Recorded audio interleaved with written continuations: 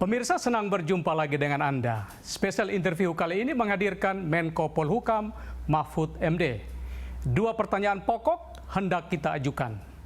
Apakah pemerintah berani untuk menindak tegas Rizik Syihab, FPI serta simpatisannya? Apakah sepak terjang Rizik Syihab, FPI serta simpatisannya sudah menjadi ancaman bagi keutuhan NKRI? Pak Mahfud, terima kasih banyak atas kesempatan ya.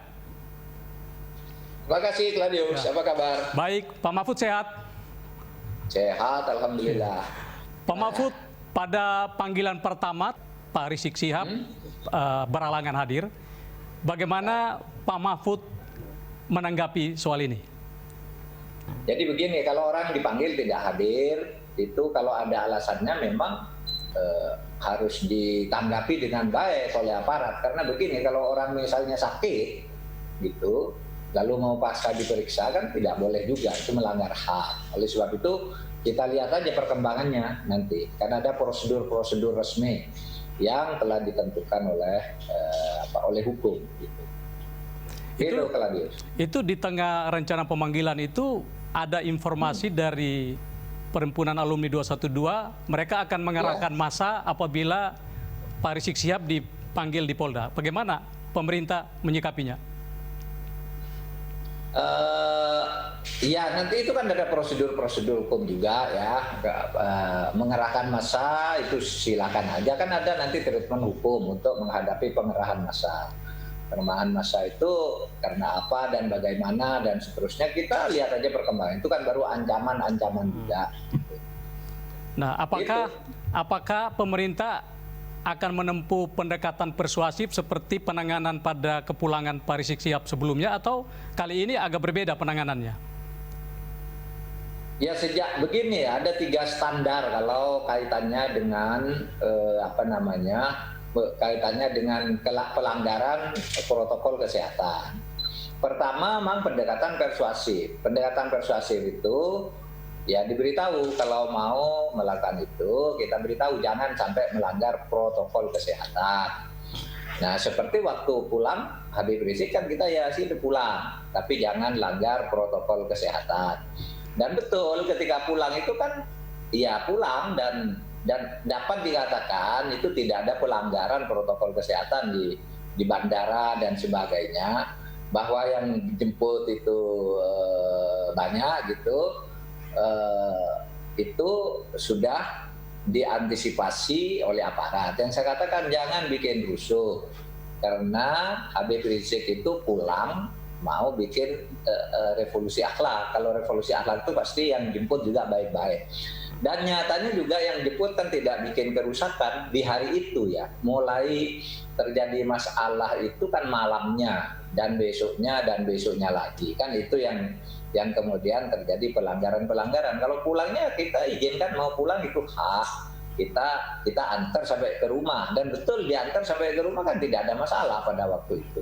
Meskipun kemudian banyak provokasi, itu kok dibiarkan dan sebagainya. Sebenarnya kan sudah diantar pada waktu itu sampai sore jam 4. Baru malamnya kan mulai muncul kerumunan, dan itu sudah diingatkan oleh gubernur kan.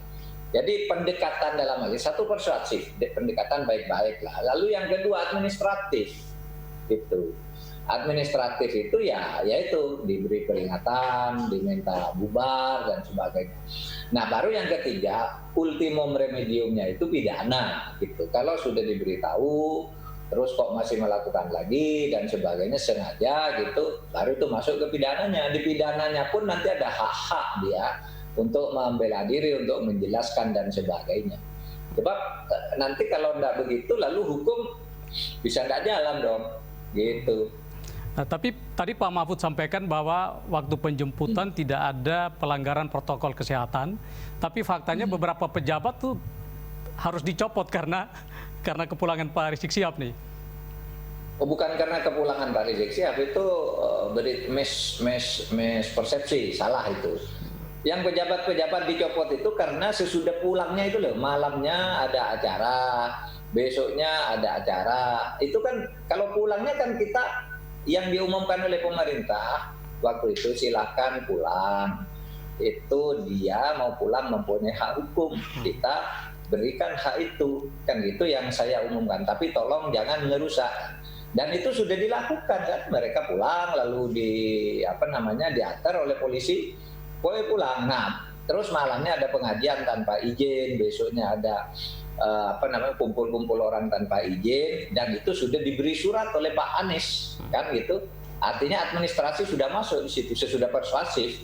Hari pertama pulang itu kita izinkan, lalu hari berikutnya gubernur sudah memberi surat semacam peringatan, semacam teguran gitu agar tidak kumpul-kumpul. Itu kan keterangannya Pak Anies sebagai gubernur, sampai wali kotanya dicopot kan, wali kota Jakarta Utara itu karena administratif.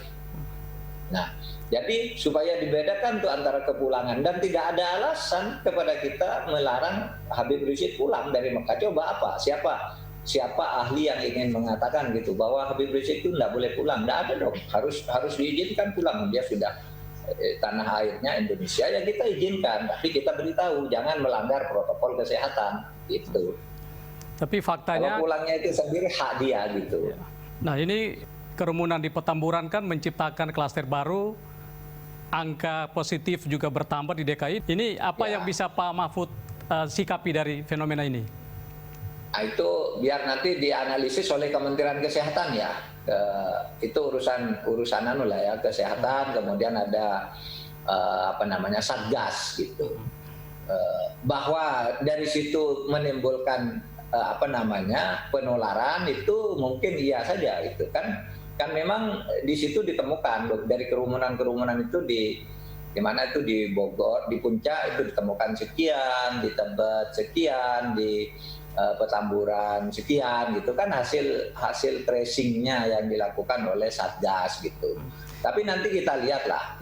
Yang penting bagaimana kita menyelamatkan rakyat ini dari pandemi gitu. Dan untuk pandemi itu ada protokol kesehatannya. Apakah sudah bisa dikonfirmasi Pak kehadiran Rizik Syihab pada? Sampai sekarang belum ya, tapi kita masih menunggu. Ya tentunya kan ada tahapan lagi, ya ada tahapan. Ketika hari ini tidak hadir, kita melakukan pemanggilan yang kedua kali. Dalam hal ini kami sebagai kuasa hukum hadir di sini bukan untuk mangkir, tetapi untuk bersikap kooperatif, menyampaikan surat bahwa beliau hari ini sedang dalam pemulihan. Sehingga kami sampaikan kepada Kasubdit permohonan maaf tidak bisa hadir. Maka kami sebagai kuasa hukumnya menyampaikan surat bahwa agar dimaklumi keadaannya, memang pada saat ini beliau sedang pemulihan. Pemerintah tidak merasa perlu bertemu dengan Rizik Syihab? Kalau saya tidak ada rencana seperti itu ya. Saya diundang dalam sebuah pertemuan misalnya. Saya bilang ini tidak jelas yang undang siapa, yang bertanggung jawab siapa.